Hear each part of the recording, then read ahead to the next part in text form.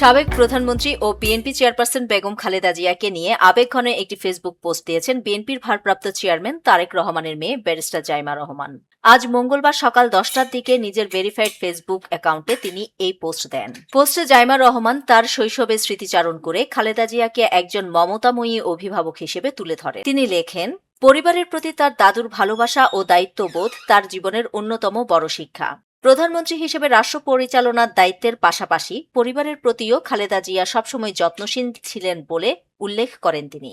জাইমা রহমান বলেন, লাখো মানুষের কাছে খালেদা জিয়া ছিলেন দেশের প্রধানমন্ত্রী, কিন্তু তাদের কাছে তিনি ছিলেন শুধু দাদু। পরিবারের সদস্যদের জন্য সময় বের করা, তাদের কথা মনোযোগ দিয়ে শোনা এবং সাহস জোগানো ছিল তার স্বভাব। নিজের পোস্টে প্রবাসী জীবনের কথাও তুলে ধরেন জাইমা রহমান। তিনি জানান, বিদেশে কাটানো দীর্ঘ সময় তাকে বাস্তববাদী ও বৈশ্বিক দৃষ্টিভঙ্গি দিলেও হৃদয় মন সবসময় বাংলাদেশেই ছিল। আইন পেশায় কাজ করার অভিজ্ঞতা তাকে মানুষের পাশে দাঁড়ানোর গুরুত্ব শিখিয়েছে বলেও উল্লেখ করেন তিনি। তিনি আরও লেখেন, 24-এর গণ অভ্যুত্থান এবং 5 আগস্টের আগে পরে সময়টাতে নেপথ্যে থেকে নিজের সামর্থ্য অনুযায়ী ভূমিকা রাখার চেষ্টা করেছেন।